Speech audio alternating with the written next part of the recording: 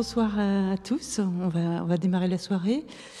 Cette séance sur Chandigarh a été réalisée donc, en parallèle à l'exposition sur Chandigarh qui a lieu actuellement. Chandigarh, 50 ans après Le Corbusier, et pour laquelle Christian Barani a réalisé un certain nombre de films. Et je vous incite vraiment à aller voir cette exposition pour voir toute l'ampleur du travail de Christian. Christian, donc, à qui je demandais s'il était vidéaste, ou il m'a répondu qu'il était en fait plus simplement artiste. Dans son parcours artistique, il se positionne comme un passeur. Il a investi les domaines de la réalisation, de la diffusion et de la transmission. En tant que vidéaste, il intervient depuis 1997 dans la sphère du documentaire pour des enjeux éthiques et politiques et qui restent liés à la représentation de l'être humain dans ses actes du quotidien. Christian Barani nous parlera de son processus de réalisation, processus singulier qui tient de la performance, compose avec le hasard et l'improvisation. Le matériau récolté, image ou son, prend différentes formes en fonction du projet à venir, film en salle, film dans un espace d'exposition, installation, performance. Christian Barani a collaboré régulièrement à l'atelier de recherche d'Arte. Est-ce que ça se poursuit? Oui. Non, parce qu'il a été supprimé. Supprimé, d'accord. Il n'y a plus de recherche à Arte. Voilà. D'accord, mais enfin, j'imagine que ça a été un parcours intéressant. Oui. En tant qu'enseignant, donc je vous disais qu'il était aussi un passeur. En tant qu'enseignant, il a dirigé de 1990 à 2006 le studio vidéo de l'École nationale supérieure de création industrielle de Paris, les ateliers de la rue Saint-Sabin. Dans ses workshops et conférences, il propose des formes expérimentales de pédagogie. Dans le domaine de la diffusion, il a cofondé une association de diffusion de vidéos d'artistes. Est-ce une bonne nouvelle? C'est le nom de cette association. Une association qui a été active pendant une vingtaine d'années. Une dizaine d'années. Une dizaine d'années. Une dizaine d'années, oui. Ouais. Ces vidéos sont présentées en Europe et à l'étranger et je vous invite à voir sa filmographie sur son site. Il est notamment l'auteur d'un film, My Dubai Life, réalisé en 2011, que certains d'entre vous, parmi les architectes notamment, connaissent peut-être. Donc je vous rappelle qu'il a réalisé les films de notre exposition Chandigarh, 50 ans après Le Corbusier. Et cette exposition se tient jusqu'à la fin du mois de février. Amandine Dasvedo. Amandine Dasvedo est docteure en études cinématographiques et audiovisuelles, chargée de cours au département cinéma et audiovisuel à l'université Sorbonne Nouvelle Paris 3. Elle travaille sur les cinématographies indiennes contemporaines depuis ses années de master. Sa thèse porte sur la résurgence des motifs mythologiques dans le cinéma hindi contemporain. Au cours de ses différents séjours en Inde, elle s'est intéressée à la culture populaire indienne et à la jeune scène de l'art moderne indien, des romans graphiques à la photographie. Amandine Dasvedo est membre fondateur du groupe de recherche Les Cinémas Indiens. Elle a collaboré au Cahier du cinéma et au Dictionnaire mondial du cinéma de Jean-Loup Passec. Elle est membre de la plateforme curatoriale Contre-courant qui met à l'honneur le cinéma d'Asie du Sud. Elle a contribué à plusieurs ouvrages publiés aux presses universitaires de Vincennes, de Rennes, de Liège et de la Sorbonne Nouvelle. Emmanuelle Blanc est architecte de formation. Elle a obtenu elle est lauréate du prix Tony Garnier de l'Académie d'architecture et elle aborde l'architecture du point de vue de la photographie désormais. Elle est photographe autodidacte. Dans son travail de photographe, elle interroge les limites de la photographie pour exprimer l'espace et les lieux, l'architecture, mais aussi les mouvements et les déplacements. Elle partage son travail entre commandes et création personnelle, des commandes qui viennent d'institutions pour des campagnes photographiques ou qui viennent d'agences d'architecture comme Éric Lapierre, Jean Nouvel, Christian de Porzampar. Elle publie dans la presse nationale et internationale. Son travail personnel investit aussi le champ de l'architecture. Elle est notamment l'auteure d'une vidéo autour de la maison Louis Carré d'Alvar Aalto, une vidéo qui a été réalisée avec une danseuse et une compositrice. Entre 2011 et 2013, Emmanuelle Blanc a réalisé une recherche photographique sur le paysage alpin français. Travail intitulé « Cartographie d'une extrême occupation humaine ». Ce travail s'inscrit dans le projet collectif d'une quarantaine de photographes, France Territoire Liquide, en partenariat avec la Datar. Et ce projet général, collectif, a fait l'objet d'une publication. Emmanuelle Blanc expose régulièrement en France et à l'étranger, dans des lieux très divers. Elle a, et je noterai, je ne vais pas citer tous les lieux où elle exposait, mais je noterai surtout son travail, l'exposition de son travail sur l'urbanisme de Le Corbusier à Chandigarh, donc au musée d'art moderne André Malraux au Havre, et c'était en quelle année ? 2007. En 2007. Et on a ici le catalogue de cette exposition que les personnes intéressées pourront regarder, parce qu'il est vraiment très intéressant. Et depuis 2011, Emmanuelle Blanc encadre les ateliers photographiques en milieu scolaire, notamment avec la Maison européenne de la photographie et la Maison du geste et de l'image. Elle est membre de l'agence coopérative de photographes Picture Tank depuis 2008. On va tout de suite passer aux images, donc des images d'Emmanuelle et de Christian. Je vous laisse la parole. Bonsoir, on va commencer vraiment tout de suite par les images et on parlera ensuite.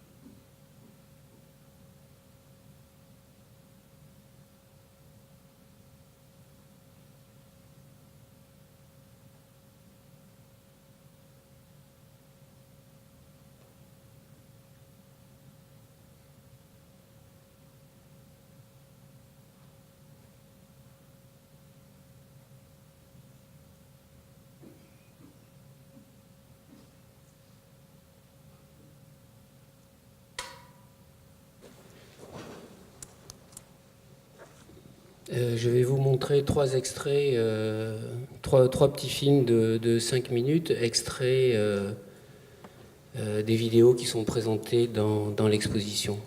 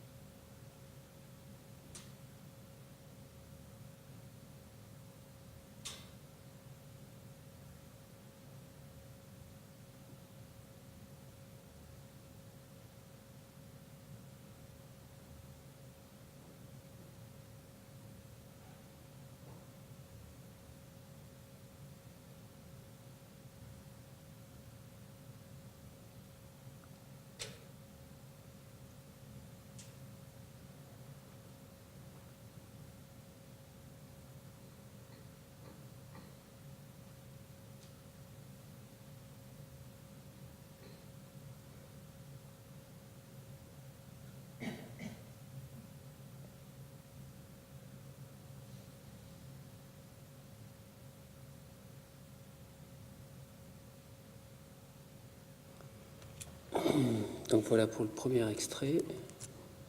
Chaque extrait dure environ 5 minutes.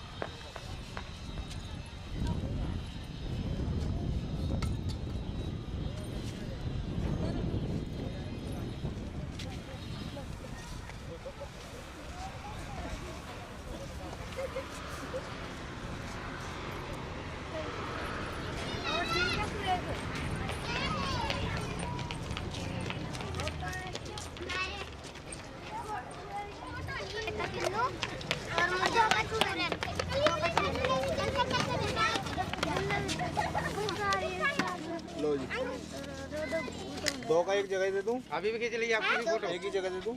हाँ दे दो। Thank you. पूरा देखो जल्दी से, आप फोटो खिंचवा। देखो बस बेटे, वो ज्यादा नहीं, बार बार इतने अभी और टाइम आंदा में और बात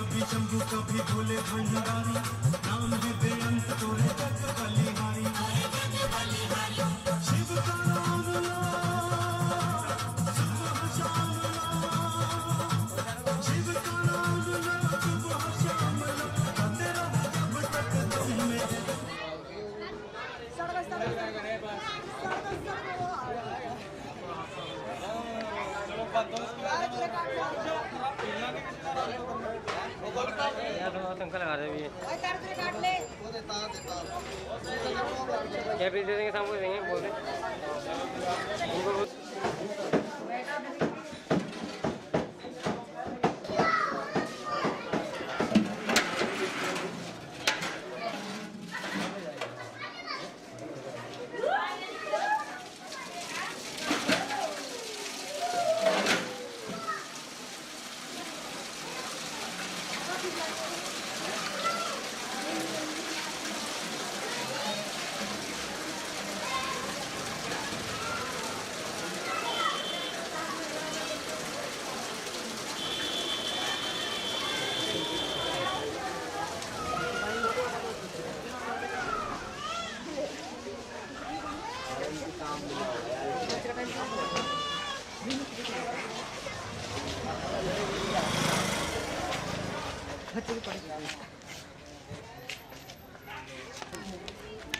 स्पिनिच तो कहते हैं पालक को ना, वो क्या था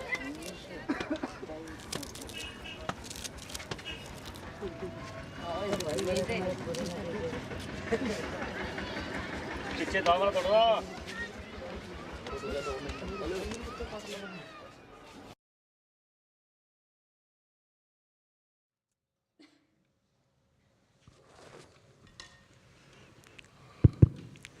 Tout d'abord, un grand merci pour l'opportunité qui nous est donnée de dialoguer autour de Chandigarh. Je pense que ça nous intéresse tous.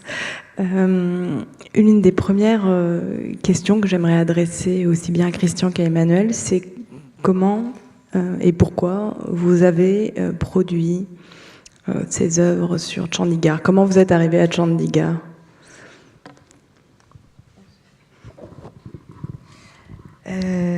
Moi, je suis arrivée à Chandigarh juste à la fin de mes études d'architecture.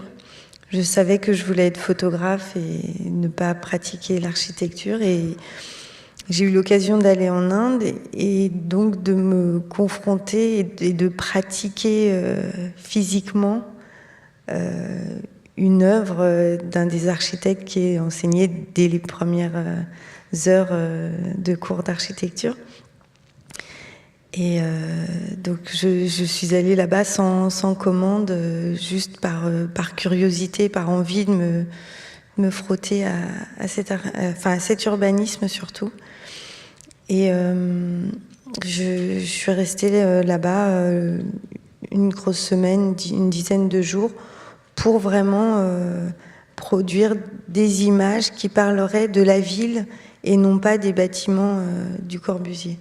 Donc voilà, je suis partie, et c'est en fait un de mes premiers travaux de photographe. Donc c'était il y a 17 ans, en 1999. Donc la ville a beaucoup changé depuis. Voilà. Moi, c'est différent. C'était une commande. En fait, c'est 3 commissaires, architectes et enseignants. C'est Enrico Chapelle, Thierry Mandoul et Rémi Papillot, qui sont à l'origine de l'exposition située au-dessus, dans la cathédrale. Et en fait, ils sont venus me demander si j'étais d'accord pour participer à ce projet-là d'exposition. Donc en fait, c'est une commande. Et voilà, et on a commencé à travailler ensemble sur la production des films, et c'est une production de la Cité de l'Architecture. Et en termes de volume, je sais que c'est important. Là, il a montré trois extraits, l'œuvre complète. Tout ce qui est montré, c'est 14 heures. Voilà, j'ai fait 14 heures de film. Parce que, en fait, au départ, les 3 commissaires avaient mis en place une grille de lecture pour pouvoir documenter la ville. Et en fait, avec cette grille de lecture, je me suis posé justement cette question, comment on peut documenter une ville ? En fait, je suis très vite arrivé à la réponse que c'était impossible, évidemment, de documenter une ville. Et j'avais pas envie de produire un film d'1 heure ou d'1 heure et demie et faire croire aux visiteurs qu'après l'expérience d'1 heure ou 1 heure et demie, on ait vu Chandigarh. Voilà. Donc, par rapport à ça, une des solutions a été justement de produire 14 heures de film. Et le visiteur, lorsqu'il rentre dans l'exposition, comprend immédiatement que en fait, la ville est plus grande que lui, et qu'il va falloir qu'il se prenne en main et qu'il décide de circuler dans l'exposition un peu comme il désire, soit en circulant et en tombant par hasard sur ce qu'il rencontre et ce qui l'intéresse, soit en organisant, parce que sous chaque écran, il y a une timeline et un plan qui est distribué à l'entrée. Et donc le visiteur peut soit dériver, soit organiser sa visite pour aller voir si c'est un aficionados de Pierre Jeanneret ou Maxwell Fry ou Le Corbusier. Il peut aller choisir et regarder les bâtiments qui l'intéressent. Et Emmanuel, il y avait combien d'images, combien de photos ont été, combien en as-tu fait Je ne sais pas combien j'en ai fait. Je n'ai pas fait énormément parce que je suis assez lente quand je travaille et j'attends d'avoir la bonne image au bon moment. Donc je peux rester assez longtemps sans faire d'image.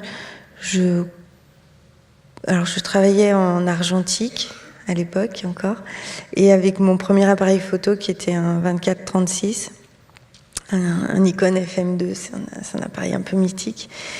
Et j'ai dû faire à peine une dizaine de films, moins je pense. Donc c'était vraiment pas énorme. Et en général, je fais pas...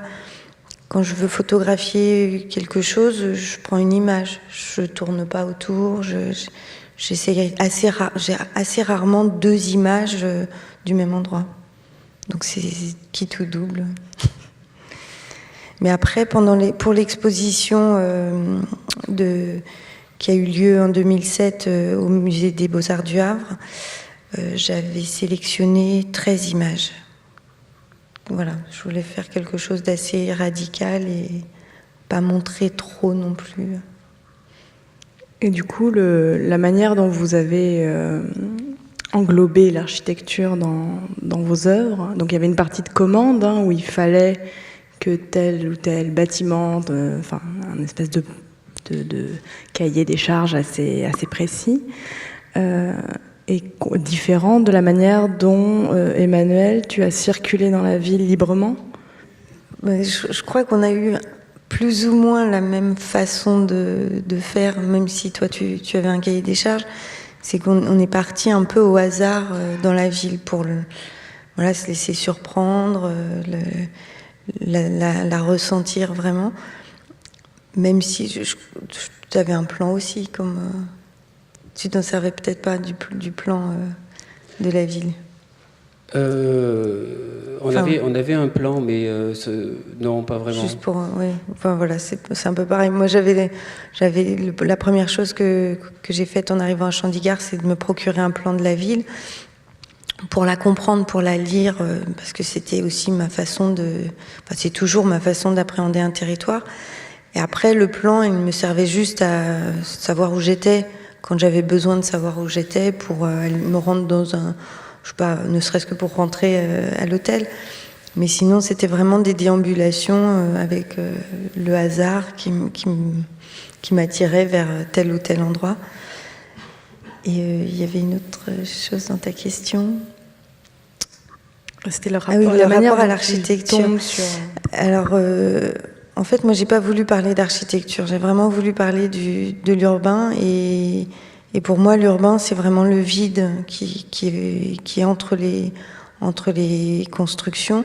Et à Chandigarh, c'est vraiment pas c'est pas un résidu, c'est pas la rue n'est pas juste ce qui reste entre deux bâtiments, mais c'est vraiment le vide qui a fondé la ville. C'est par le vide qu'elle a été dessinée, par la taille les dimensions de tous ces vides qu'elle a pris corps. Et donc l'architecture du Capitole, du Corbusier, qui a été déjà beaucoup photographiée, j'avais pas envie de refaire ça, et je voulais vraiment parler de ce vide-là. Voilà. Moi, dans le processus, oui, il était assez similaire, bien que j'avais quelques indications parce que les architectes m'avaient repéré dans la ville un peu les bâtiments que je devais filmer. Mais moi, je suis parti 3 fois 1 mois, donc il y a eu 3 mois de tournage à 3 saisons différentes, parce que c'était important de voir en fonction des saisons comment les habitants de Chandigarh vivaient et s'appropriaient les bâtiments. Et à chaque fois, moi j'ai le même processus, que ce soit mon travail artistique ou mon travail de commande, c'est que je pratique la dérive.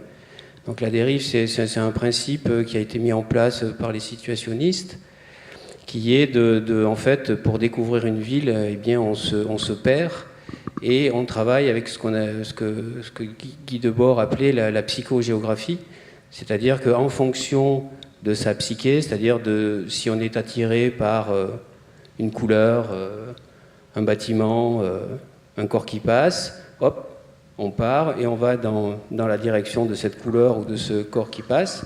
Et la géographie, c'est-à-dire que si à un moment donné vous êtes fatigué, par exemple, et que la rue monte, ben vous allez prendre la rue qui descend.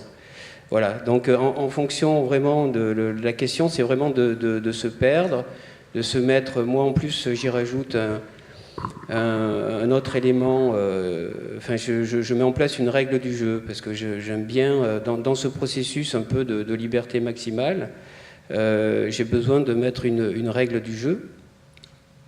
Cette règle du jeu est que je marche à peu près 8 à 10 heures par jour, la caméra à la main. Donc sans savoir où je vais, et je ne tourne qu'une seule fois le même plan. Et la durée du plan est déterminée au moment du tournage. C'est pas au montage, c'est-à-dire que je ne vais pas tourner 10 minutes et puis après sélectionner juste 30 secondes du plan. Tout ce qui est tourné, c'est-à-dire par exemple la scène avec les jeunes femmes qui sont des femmes tziganes, C'est vraiment, chaque plan est dans la durée. Ce que vous voyez, c'est ce que je vois, parce que en fait, je filme avec la caméra à l'œilleton, donc je ne vois que ce que je filme. Et donc, en même temps que je filme, je découvre, je cadre, et voilà. Donc c'est un travail où l'improvisation et le hasard construit ce processus. Des fois, parce que j'ai travaillé avec 2 ingénieurs du son, et chaque fois on partait, au départ on se dit bah tiens on va aller travailler dans tel secteur, et puis finalement à la fin de la journée on avait travaillé sur autre chose de ce qu'on avait prévu. Voilà, donc les 3 fois 1 mois étaient nécessaires, parce que aussi des fois lors du premier tournage il y avait plein de choses qu'on n'avait pas réussi à attraper, quoi. Donc on s'est dit bon la prochaine fois faut le faire, quoi. Voilà. Du coup, pour les jeunes femmes, ce serait la couleur rouge qui te détourne de... Oui, pour les jeunes femmes, en fait, pour les jeunes femmes, j'étais en train de filmer le mur rouge, parce qu'à Chandigarh, la question du mur est une question assez centrale. Je ne sais pas si vous connaissez. En fait, chaque secteur est délimité par des murs. Et alors, certains disent que c'est un des éléments qu'on a pu critiquer Le Corbusier dans sa construction d'urbanisme, c'est d'imposer ces grands murs comme ça de briques. Donc j'étais en train de filmer un mur là, voilà, parce qu'il y avait une belle ombre, enfin c'est une belle image. Et puis Bertrand, l'ingénieur du son, me dit attention, derrière, il y a 2 jeunes femmes rouges qui arrivent, c'est magnifique. Et voilà, et le plan commence et voilà. Et c'est l'improvisation qui démarre. Et au départ, je comprends pas ce qu'elles font, parce que je les vois avec des grands bambous comme ça, et je comprends pas du tout. Et c'est qu'au bout de la 3e séquence que je comprends en fait qu'elles viennent couper les branches de bois mort, en fait. Ce qui est totalement interdit à Chandigarh, c'est une ville forêt, et donc il y a une loi qui empêche les gens de couper des branches. Donc ça, c'est des jeunes femmes qui viennent du Rajasthan, et qui, en fait, c'est pour ça qu'au début, elles sont un peu agressives avec moi, parce qu'elles se posent un peu la question, qu'est-ce que je suis en train de faire? Parce que c'est totalement illégal ce qu'elles font. Et donc, elles font très très vite, en 10 minutes, pouf, pouf, hop, c'est plié, elles arrivent dans un lieu, elles repèrent des branches mortes, elles les cassent, elles font des fagots, et ensuite, comme vous l'avez vu, elles partent très vite, pour pas être attrapées. Voilà. Donc après, soit elles l'utilisent pour eux, soit elles vont les vendre, elles vont les vendre autour de Chandigarh, parce qu'il y a pas mal de bidonvilles. Voilà, donc les gens ont besoin de bois pour se chauffer. Du coup, il me semble qu'il y a l'une des pistes qui émerge, c'est cette question de la manière dont les gens se sont appropriés le lieu, qui est un lieu vraiment particulier, hein, cette omniprésence de l'espace vert, ou la question de la rue, de l'espace public. Comment est-ce que vous avez... comment vous vous êtes saisi de cette population qui utilise, qui envahit ou investit le lieu? Oui. Moi, en fait, je ne me pose pas vraiment ces questions. Je trouve que, par exemple, l'ouverture, dans la vidéo où on voit bien la femme qui a du mal avec son ballot, parce que la porte la gêne. Enfin... Oui, bien sûr. Non, c'est-à-dire, je me pose la question, ça ne veut pas dire que je cherche... c'est-à-dire que vraiment souvent, là, comment dire, j'ai beaucoup de chance. Parce que là, par exemple, je suis devant cette porte-là. Bon, alors pourquoi je suis devant cette porte-là? Parce que cette fois-ci, j'étais avec un des commissaires et on travaillait sur ce lieu-là, qui est un lieu précis. Parce qu'avant, on est dans l'université, dans le campus universitaire, un des grands campus universitaires de Chandigarh. Et il y avait un grand espace, un grand champ comme ça. Et dans ce champ-là, quelques temps avant, il y avait des bidonvilles. Les gens avaient construit des bidonvilles. Et l'université avait besoin de récupérer ce champ pour construire un bâtiment. Donc ils ont détruit les bidonvilles.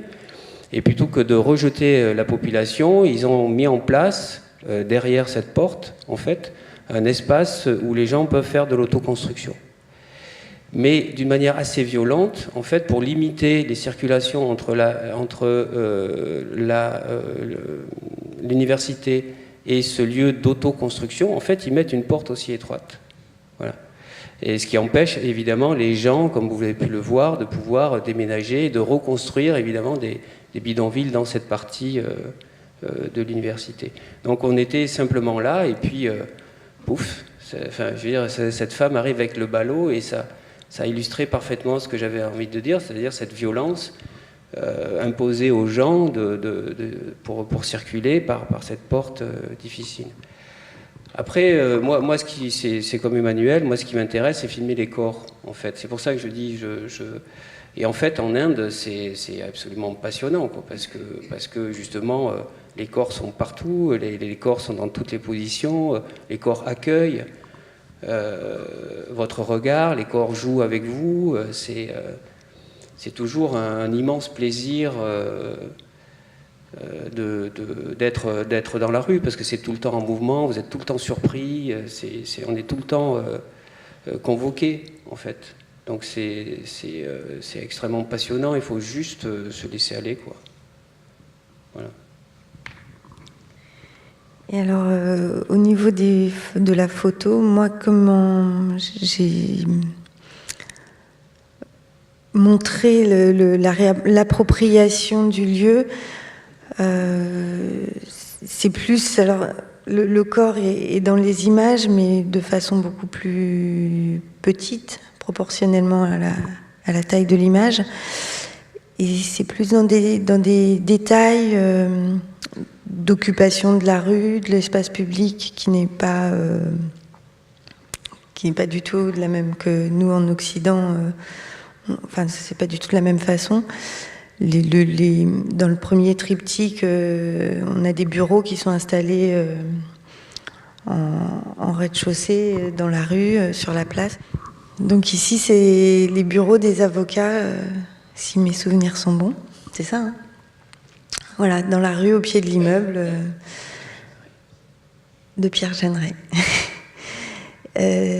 Donc c'est des choses comme ça, ou alors des enseignes qui vont être peintes dans les centres des secteurs, les centres qui sont le lieu du commerce. Du coup, on va avoir beaucoup d'enseignes, ces choses-là. Malgré tout,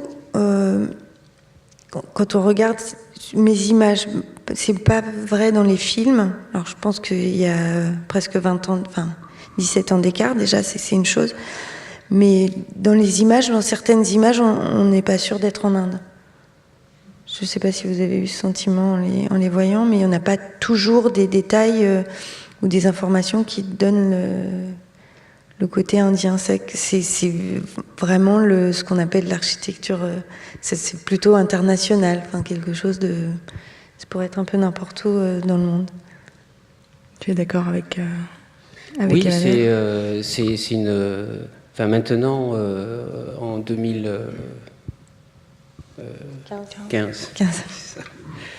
En 2015, il y a une appropriation de plus en plus grande. Mais oui, c'est ça qui est assez passionnant dans cette ville-là, c'est-à-dire c'est une vraie œuvre collective dans tous les sens du terme, quoi. Je ne sais pas si les gens connaissent l'histoire, hein, c'est Nehru à la fin de l'indépendance, enfin au début de l'indépendance, pardon, à la fin de la colonisation, qui va lancer un programme de modernisation de l'Inde et demande, pour faire vivre d'abord à des architectes américains, qui ensuite l'un des deux meurt, et on demande à Le Corbusier de dessiner le plan d'urbanisme de la ville. Et Le Corbusier, son cousin Pierre Jeanneret, va passer 15 ans de sa vie à construire 60% de la ville, avec deux autres architectes anglais, Maxwell Fry et Jane Drew, une femme architecte, ainsi que des architectes indiens. Donc cette ville est une véritable œuvre collective.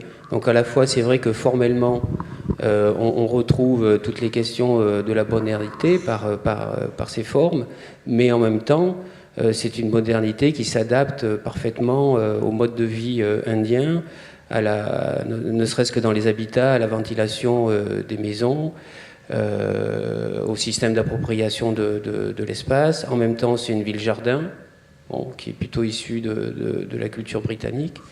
Donc voilà, donc c'est une espèce de mix comme ça, de culture, et notamment quand on est allé interviewer des architectes indiens contemporains, eux, ce qui retenait le plus, c'était évidemment la question de la grille, c'est-à-dire ce que vous voyez, comment la ville a été dessinée, c'est-à-dire le potentiel que cette grille qu'a dessinée Le Corbusier et Jeanneret permettent comme mode de vie dans la ville.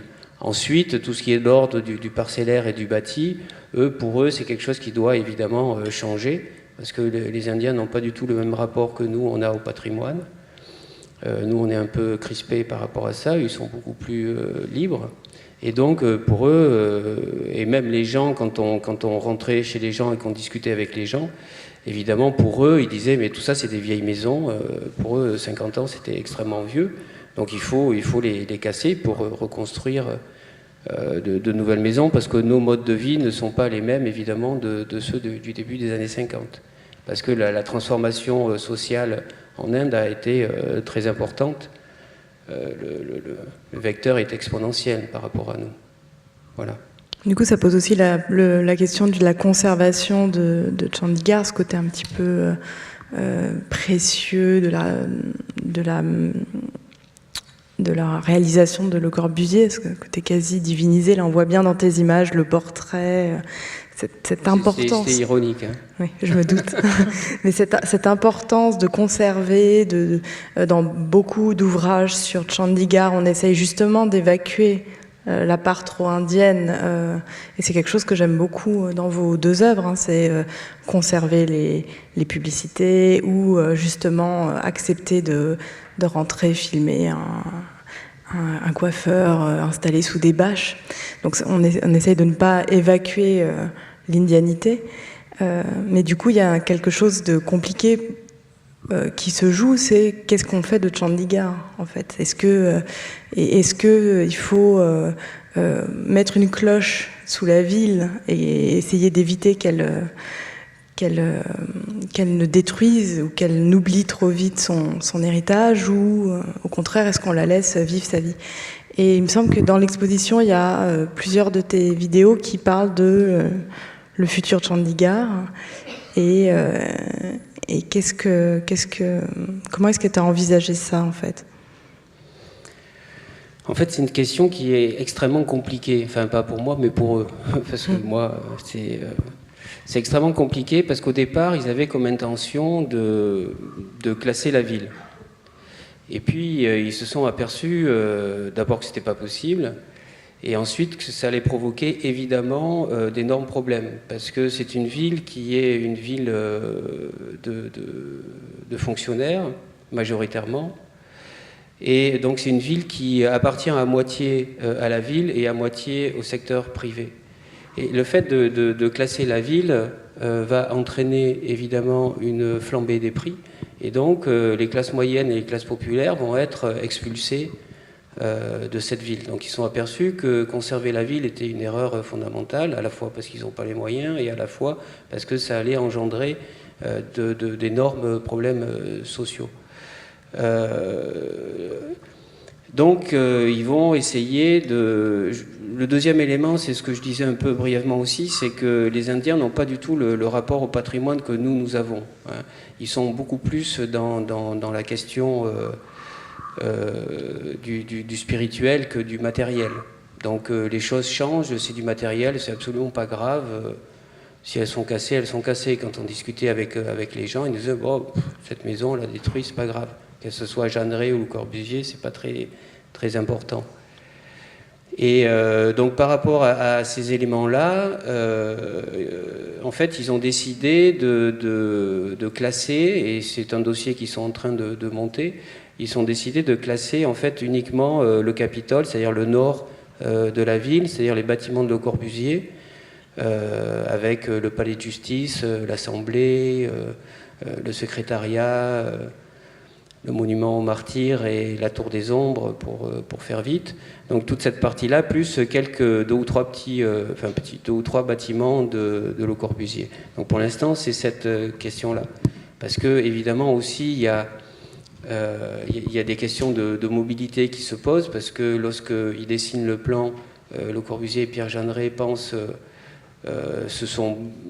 Moi, j'étais assez fasciné, parce que malgré tout, penser la mobilité dans les années 50 et qu'elle tienne encore en 2015, c'est quand même chapeau, quoi. Mais malgré tout, donc la ville était conçue pour 150 000 habitants, maintenant elle fait 2 millions. Donc évidemment, il faut envisager des transformations, donc ils pensent à une question de construire un métro. L'autre élément, c'est son expansion. Il y a différents types de problématiques, c'est-à-dire que comme c'est une ville qui a une très très grande renommée en Inde, en fait, et qu'autour, le Pendjab est un territoire agricole, et que les agriculteurs, les paysans traversent une période très très difficile, il y a un taux de suicide extrêmement important. Donc les politiques essayent de prendre en main, notamment Modi, ce genre de problème, parce que c'est une très très très grande vague de suicides. Donc beaucoup de gens qui n'ont plus d'autres solutions viennent autour de Chandigarh pour essayer de trouver du travail. Donc il y a une première migration comme ça, la ville est entourée en fait de pas mal de bidonvilles.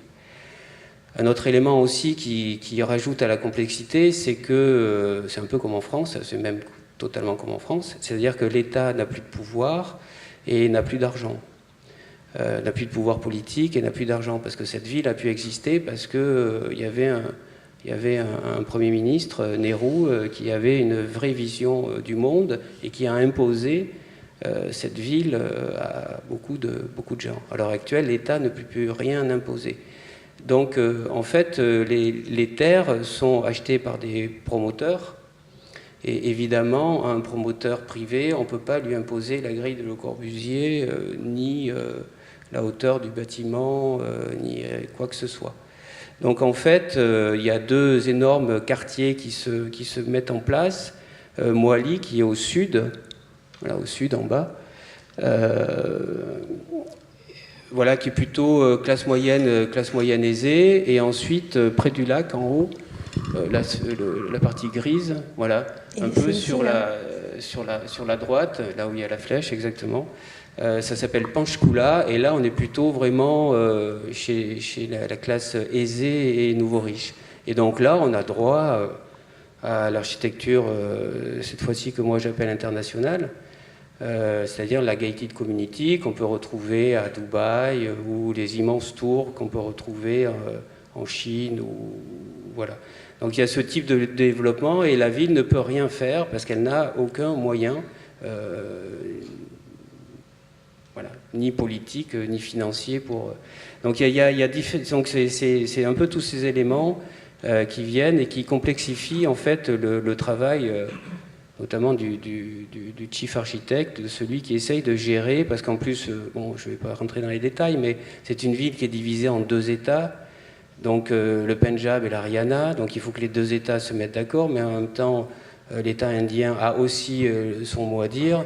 Donc vous pouvez imaginer qu'avant que ces trois on va dire, puissances politiques essayent de se mettre d'accord sur un projet commun, les promoteurs, hop là, ça pousse comme du champignon, quoi. Voilà.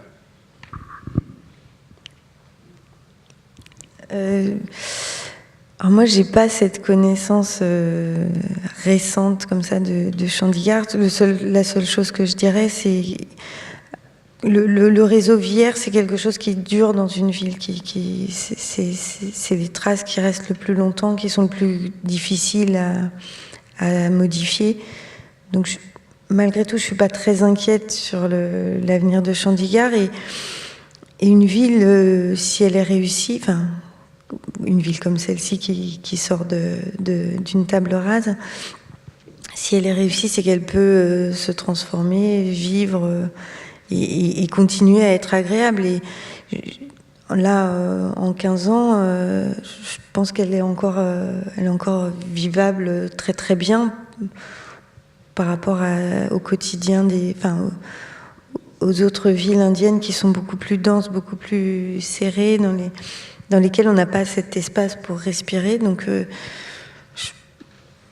moi, je suis plutôt contente qu'elle n'ait pas été classée, mais il peut lui arriver que des choses bien, à moins qu'elle soit à nouveau rasée et qu'on reparte à zéro. Qu'on crée une nouvelle capitale.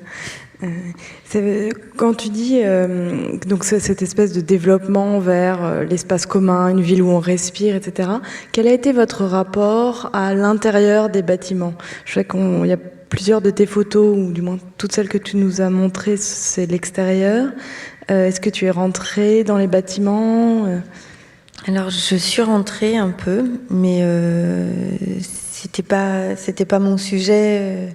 Donc, j'ai quelques images, mais elles ne font pas partie de la série parce que je voulais vraiment parler de l'espace commun extérieur, vraiment de ce vide-là, et je voulais pas parler d'architecture, à proprement parler, ni de l'intérieur.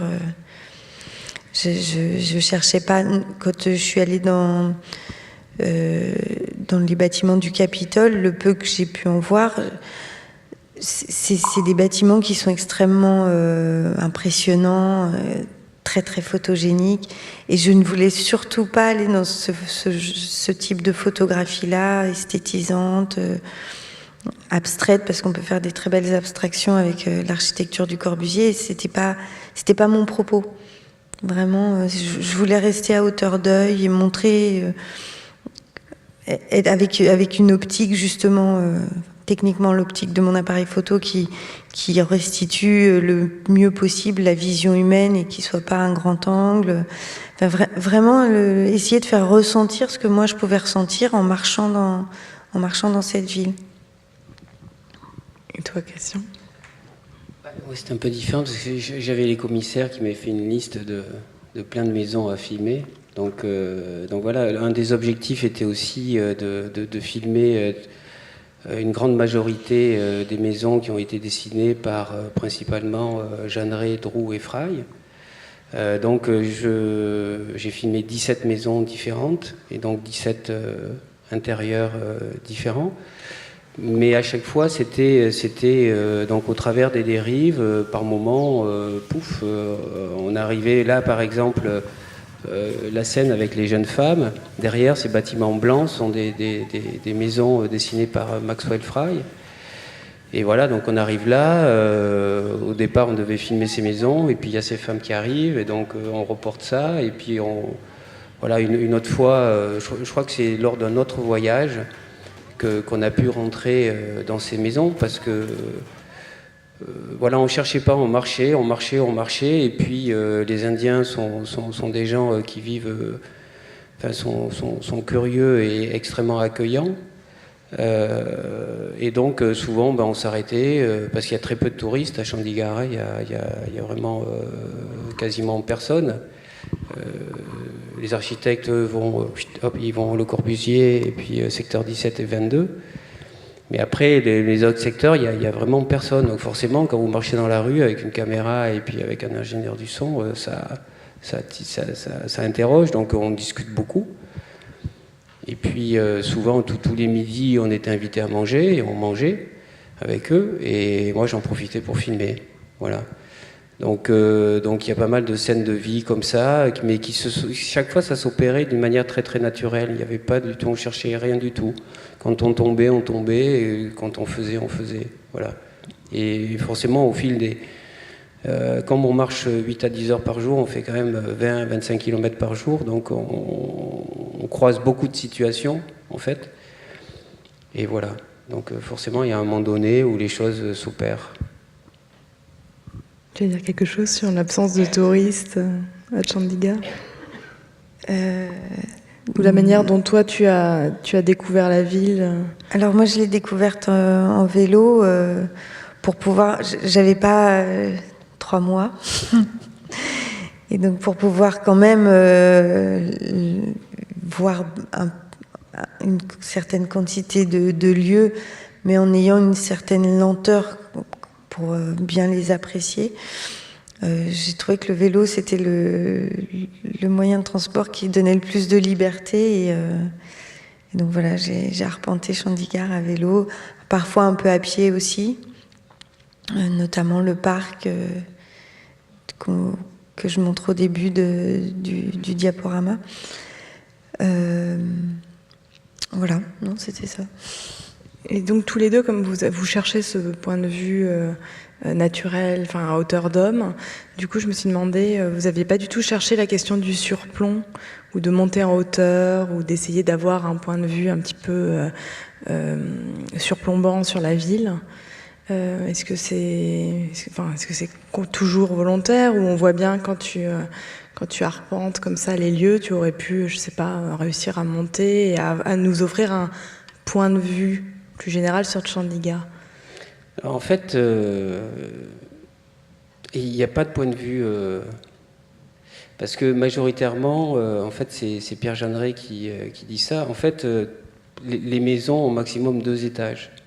Et toutes les maisons populaires sont à 1 étage. Parce qu'il s'est aperçu, en fait, que les Indiens, l'été, lorsqu'il faisait chaud, dormaient sur les toits, dans les villages. Donc il voulait reproduire cet usage du toit qui permettait de dormir un peu plus au frais qu'à l'intérieur de la maison.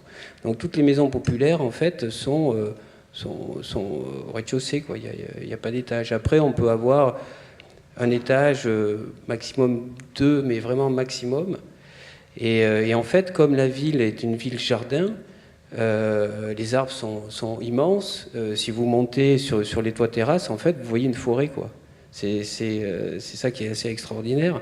C'est que dès que vous surplombez, en fait, c'est la canopée, quoi. Donc la ville disparaît. Et Le Corbusier, par rapport au Capitole, en fait, a dessiné ça en créant des terre-pleins et des choses comme ça pour faire quelques points de vue, en fait, sur Pont-Blanc. Mais en fait, on ne voit qu'une forêt. Et par moment, pouf, on a 1 ou 2 bâtiments comme ça, un peu plus majestueux et plus grands qui sortent de Chandigarh. Mais sinon, il y a cette question du point de vue qui domine, en fait, il n'y en a pas.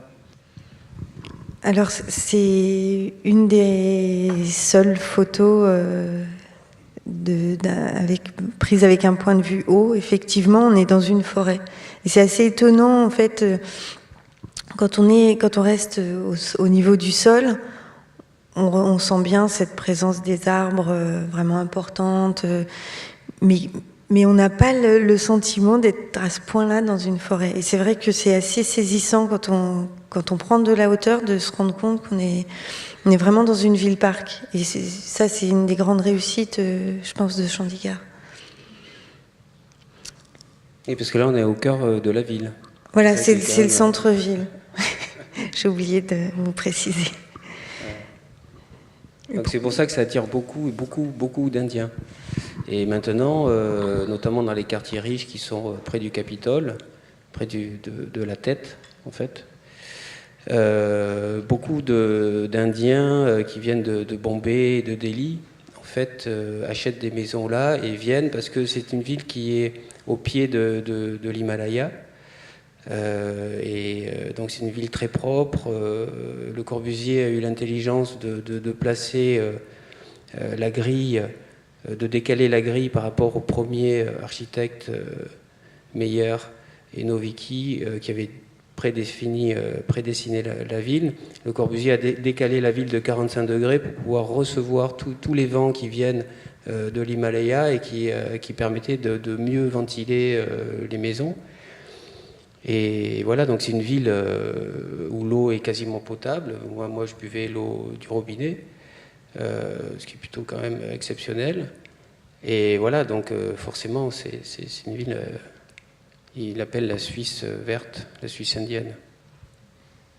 Et pourquoi tu as découpé l'image? Pourquoi tu as fait un triptyque? Alors ça, c'est une image que j'ai faite cette année, que j'ai construite comme ça cette année. Pour l'exposition du Havre, j'avais uniquement la partie de gauche. J'ai fait un triptyque parce que justement pour ne pas utiliser un grand angle, je reste toujours avec mon 50 mm et je fais autant d'images qu'il me faut pour raconter quelque chose qui est une vue panoramique.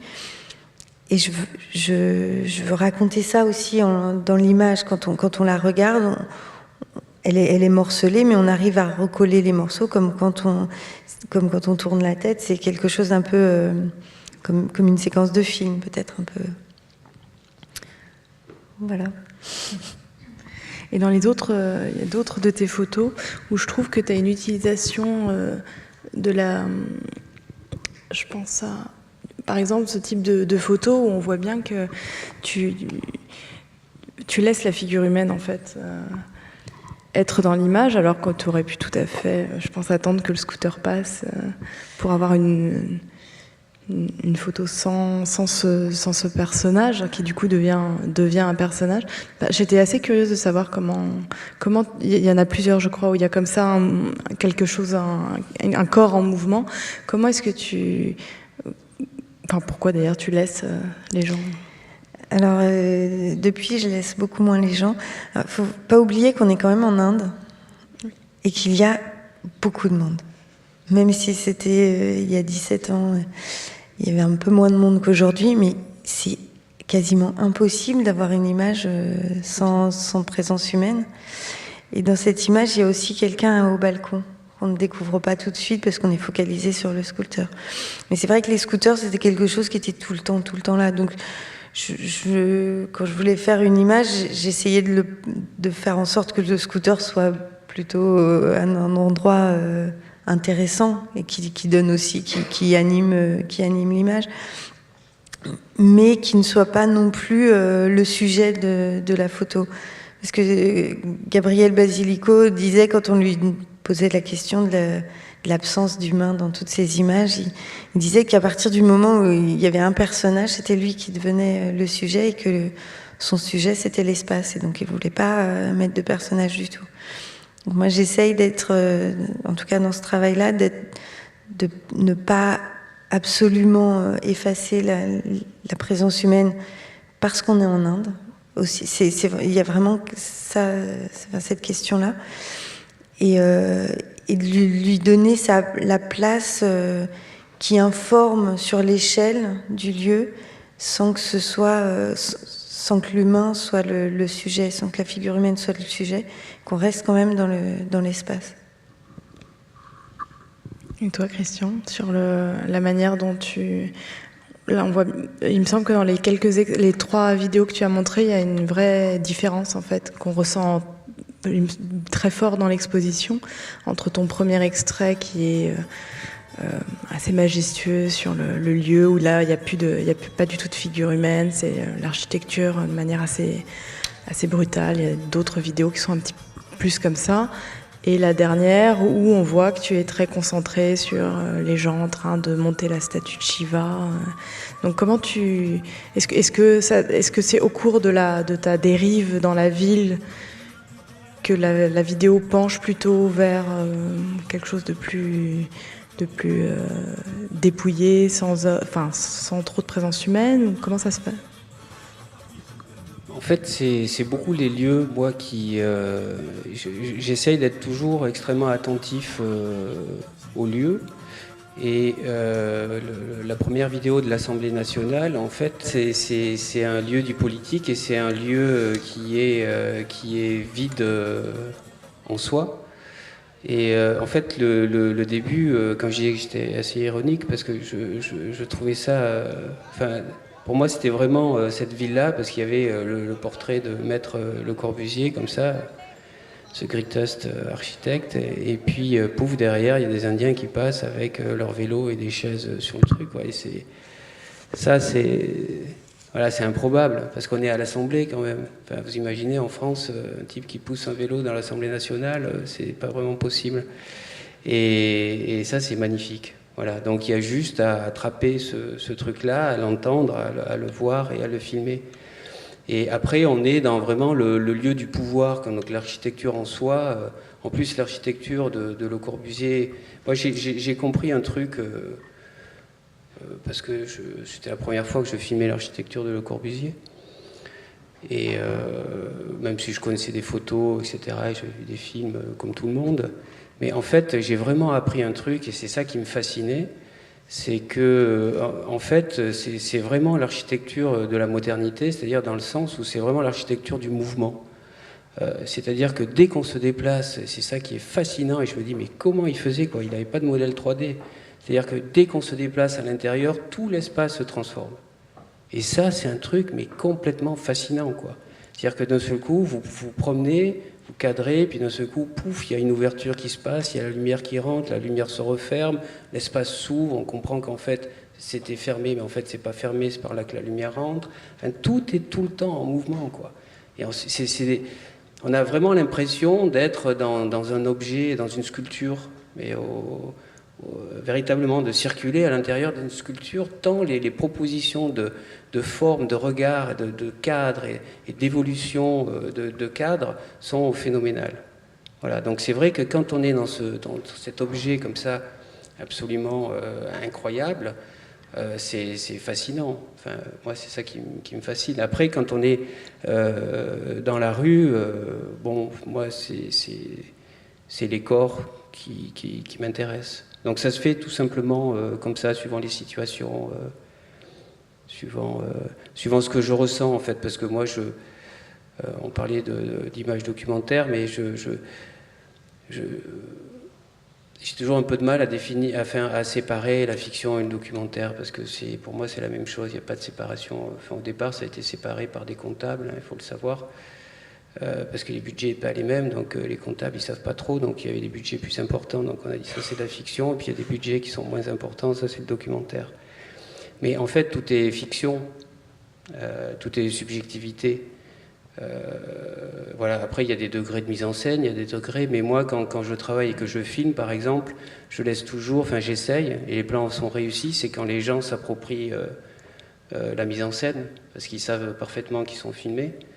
Et moi, je suis très, très à distance, enfin, je suis à la fois présent et à la fois à distance. C'est-à-dire que j'essaye d'être juste à côté d'eux et de laisser le temps, parce que je travaille en plan séquence, pour que les corps s'approprient en fait le cadre. Voilà.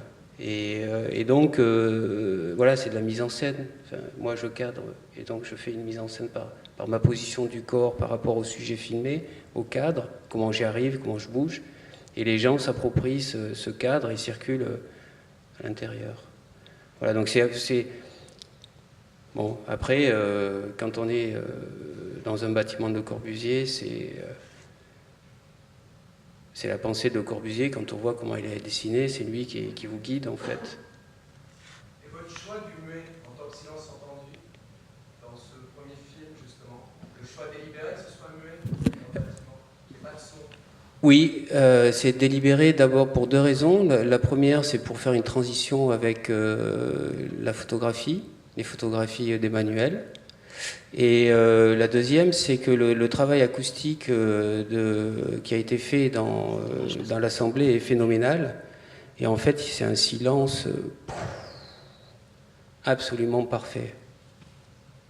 Voilà. Donc l'ingénieur avec qui j'étais, il a enregistré 5 minutes de silence. C'est très très beau. Et à un moment donné, il y en a juste en haut de la tour, juste un petit oiseau comme ça qui fait tu tu. Voilà, donc le travail acoustique est incroyable.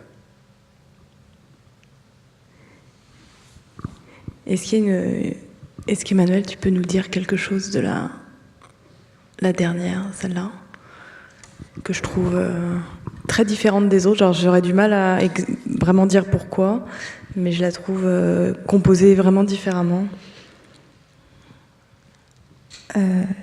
Pourquoi elle est différente des autres? En fait, elle est beaucoup plus calme que les autres. Elle est beaucoup plus... Enfin, cette image, c'est vraiment ce qui a préfiguré tout mon travail derrière. Tout ce que je fais depuis, c'est un peu contenu dans cette image-là. J'étais donc au centre-ville. Elle s'appelle Chandigarh centre-ville, sur le toit d'un hôtel. Et elle parle de l'atmosphère vraiment de Chandigarh avec cette lumière un peu jaune, un peu brumeuse. Elle parle du colonialisme avec les fauteuils en rotin. Elle parle d'une absence, parce que les personnes qui pouvaient parler dans ces fauteuils ne sont plus là. On a quelque chose d'extrêmement moderne, en béton, brut, et puis ces petites plantes très indiennes, avec cette petite touche de rose. Elle est assez minimaliste et en même temps elle raconte beaucoup de choses et elle est...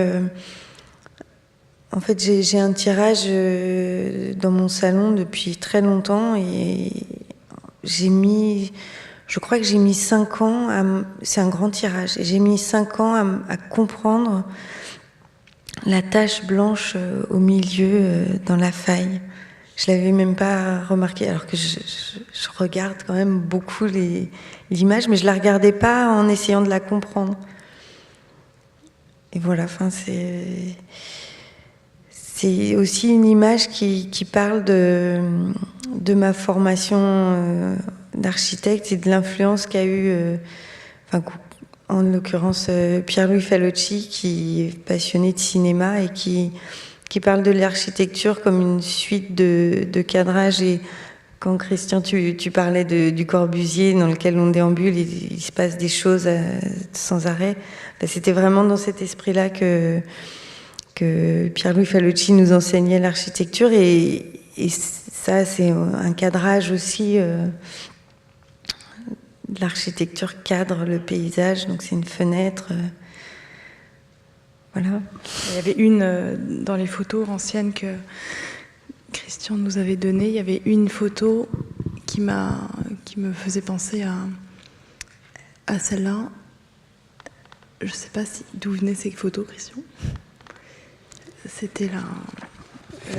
Ces photos m'ont été données par le photographe qui travaille à l'école d'architecture de Chandigarh. On ne sait pas qui les a prises. Et je pense qu'il y avait quand j'ai vu celle-là, je revoyais la petite chaise. Ouais. Je me suis dit, en fait, c'est un autre point de vue, c'est exactement un autre éclairage. Enfin, c'est pas le même endroit, mais c'est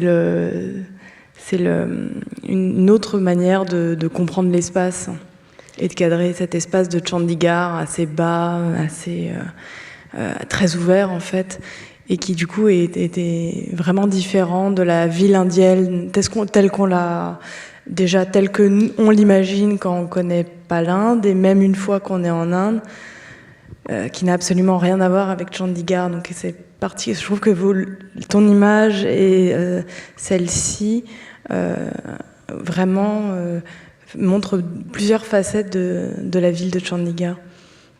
Avec le côté aussi très vide en fait qu'on a dans toute cette série de photos anciennes, et que il me semble que ton film vient combler vraiment ce vide humain en montrant à quel point les corps sont présents, et pas seulement les corps, mais aussi un côté très traditionnel. On voit la religion, la culture, la musique, la langue, etc.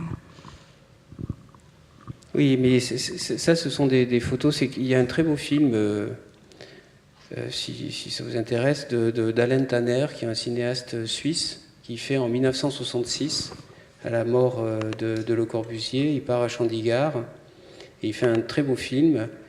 Et en fait, on voit Chandigarh qui continue à se construire, qui est sur la fin.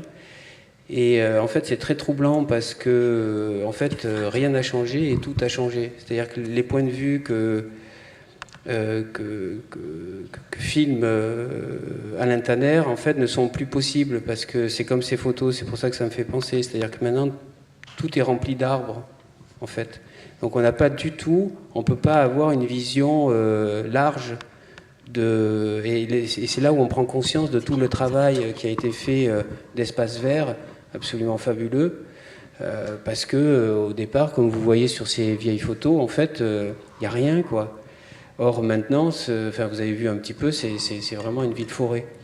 Et Le Corbusier, au départ, ça c'est négatif. Au départ, Le Corbusier voulait même aller jusqu'à mettre en place une signalétique avec les arbres, c'est-à-dire qu'en fonction des rues, il voulait qu'il y ait des arbres que de floraison violette, d'autres rouges et d'autres jaunes. Et je trouve ça extrêmement poétique et très beau de mettre en place une signalétique par la floraison des arbres. Donc ça, c'est la tour de l'Assemblée, à l'intérieur duquel j'ai filmé au départ. Et donc ils ont d'abord construit la tour, et ensuite ils ont greffé tout le bâtiment, le rectangle autour. Donc on voit bien qu'il n'y a quasiment pas d'arbres. Hein. Voilà, donc 500 000 arbres ont été plantés. Ça, c'est le palais de justice. C'est pareil, cette vue-là est impossible maintenant, parce qu'il y a des arbres partout. Est-ce qu'on peut... une autre question, peut-être? Oui. Évidemment, ça m'intéresse. C'est l'histoire, enfin, de la question je me pose, c'est l'essaimage naturel. C'est effectivement l'essaimage naturel, l'agriculture urbaine, la ville inachevée. Comment, par exemple, après avoir été projeté, comment ça se improvise peut-être avec les populations qui arrivent. Ouais, ça m'intéresse beaucoup. Et le vide en tant que vie, effectivement, ce que vous avez commencé à évoquer. Voilà. Oui, bien sûr. Au départ, en fait, Le Corbusier avait mis en place autour de la ville ce qu'il appelait le périphérique Act, c'est-à-dire qu'il ne voulait pas, vous savez, Le Corbusier, il ne voulait pas qu'autour on construise. Donc il voulait créer une relation entre la campagne et la ville, immédiate, et bien sûr pour permettre aux paysans de pouvoir venir apporter facilement aussi la nourriture, enfin pour plein de raisons. Et ça, évidemment, ça a totalement explosé. Et tout le travail qui s'opère maintenant, c'est alors, par rapport aux bidonvilles, qui deviennent de plus en plus importants, parce que c'est une ville qui attire, comme j'ai expliqué, parce que les conditions de vie deviennent de plus en plus difficiles.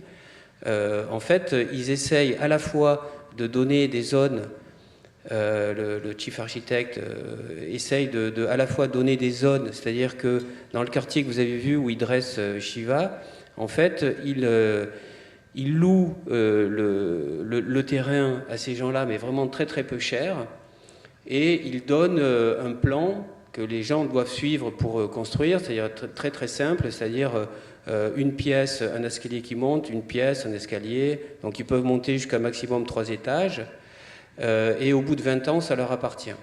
Donc ça, c'est un premier mode d'autoconstruction, et qui permet de résorber un peu ces bidonvilles. Le deuxième, c'est qu'ils ont construit des logements, on va dire des logements sociaux, entre guillemets, qui sont des logements pareils, où là, une partie des gens qui n'avaient pas les moyens de pouvoir faire ce système d'autoconstruction, en fait, sont logés avec des systèmes pareils extrêmement basiques. Dans l'exposition, je les ai filmés, mais bon, là, je ne peux pas tout montrer. Et là, pareil, on se retrouve avec des... Alors là, on est loin du système constructif et du dessin de Le Corbusier ou de Jeanne Drey ou des architectes indiens. Hein. On est dans une architecture comme on connaît maintenant, très simple. Et là, chacun a à peu près un appartement avec une cuisine et 1 ou 2 pièces en fonction de ça. Voilà. Donc par rapport aux questions des bidonvilles, c'est une vraie préoccupation pour les Indiens, pour les gens de la ville. Mais évidemment, ils ne peuvent pas résorber ces choses-là. Donc quand on circule dans ces bidonvilles, il y a beaucoup de gens qui sont en attente, qui sont évidemment sans formation et qui sont en attente de travail ou qui font des petits boulots, ou des petits vendeurs dans la rue, ou qui nettoient les administrations de temps en temps. Voilà, donc c'est un peu au cas par cas. Et c'est une ville qui mute, pour continuer à votre question. Le Corbusier voulait un peu la figer en mettant en place le périphérique Act, mais évidemment la vie est plus forte que l'architecture.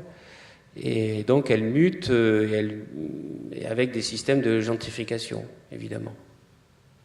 Je ne sais pas si j'ai répondu à... Si, merci, j'ai répondu, je vous remercie.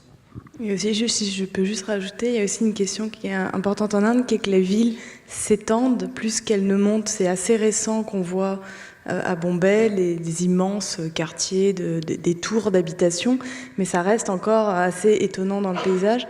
Il y avait vraiment cette idée de s'étendre avec comme ça des villes comme Bombay qui sont tentaculaires, mais pas très hautes en fait, hein, qui restent vraiment... qu'on traverse en train pendant des heures et des heures, et qui n'est pas possible à Chandigarh aussi pour des raisons de la localisation de la ville, en fait. Alors après, il y a une autre couche aussi, c'est qu'on est dans une région géopolitique extrêmement tendue. Parce que si Nehru a placé en fait cette ville à cet endroit, c'est justement au moment de l'indépendance, c'est parce que juste à côté, il y a le Pakistan qui était en train de se constituer, donc un pays musulman. Et juste au-dessus, derrière l'Himalaya, il y a la Chine. Alors évidemment, avec le Pakistan, l'Inde est en conflit, voire en guerre depuis des siècles, depuis des années, à cause de la région du Cachemire. Mais aussi, dans les années 60, l'Inde est entrée en guerre, a eu une guerre avec la Chine. Donc en fait, Nehru sentait que ce lieu était vraiment stratégique, et donc il a voulu aussi imposer un peu son pouvoir dans cette région en mettant une ville administrative. Et tout autour, aussi ce qui pose question, c'est qu'il y a énormément de camps militaires. Donc ça aussi, ça induit même physiquement, au développement, ce dont tu parlais, c'est-à-dire du développement de la ville. Il y a des zones où elle commence à se développer, mais elle est obligée de s'arrêter parce que là, on tombe sur des camps militaires. Voilà. Chandigarh, comme capitale, en fait, c'est une construction neuve à partir du souvenir d'une capitale qui est perdue en 1947 pendant l'indépendance, qui est Lahore. Lahore, la capitale qui était la capitale de la région, qui est une ville ancienne, avec une architecture beaucoup plus traditionnelle, une ville d'héritage. Et du coup, choisir Chandigarh et demander à des étrangers, avec l'aide évidemment d'architectes indiens, mais de faire émerger quelque chose de complètement nouveau, c'est aussi une manière, je pense, de laisser Lahore derrière soi. Il y avait une autre possibilité qui était de choisir la ville de Simla, mais qui posait un autre problème, c'était une ville de villégiature des colons britanniques, et qui du coup avait encore gardé... choisir Simla, c'était quand même conserver quelque chose de la colonisation. Et je pense que dans Chandigarh, il y a aussi ces enjeux historiques, ces enjeux de mémoire, et une mémoire qui, en 1947, est quand même...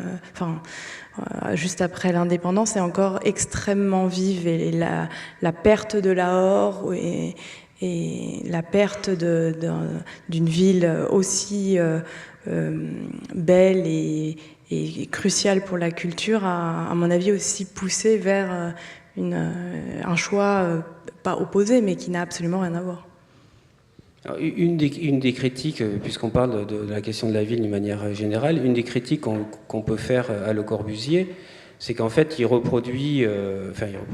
met en place, là il y a le plan, il met en place en fait un principe de corps humain, hein, avec son modulor, c'est-à-dire que en haut c'est la tête, c'est-à-dire le palais de justice, les bâtiments administratifs, en dessous. Près de la tête, en fait, il y a les magistrats, les avocats, etc. Donc les gens plutôt aisés.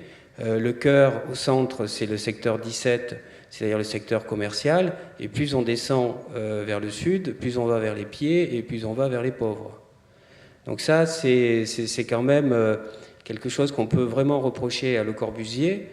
C'est d'avoir mis en place quand même un système hiérarchique très fort, alors que Nehru avait demandé, mais en même temps il a accepté, puisqu'il a accepté le master plan, mais un des éléments aussi que Nehru voulait mettre en avant, c'était la suppression des castes. Voilà. Mais malgré tout, il y a une hiérarchisation sociale. Alors évidemment, on peut dire que c'est assez logique de mettre les magistrats et les avocats près des lieux où ils travaillent, qu'ils n'aient pas à traverser toute la ville pour aller... voilà, mais malgré tout, on sent, et en fait, dans dans l'exposition, sur l'écran 4, qui est dédié à la question du secteur, en fait, on part du secteur 9, qui est proche du Capitole, donc le secteur où les parcelles sont grandes, où les villas sont grandes, des magistrats, et puis maintenant des nouveaux riches qui achètent. Et en fait, si on reste 1h17 et 9 secondes sur cet écran, on descend jusqu'en bas et on arrive jusqu'aux habitats provisoires, qui étaient nommés provisoires, mais qui sont définitifs. Donc on voit bien se dérouler et cette organisation de la ville qui part des quartiers riches pour aller vers les pieds et les quartiers pauvres.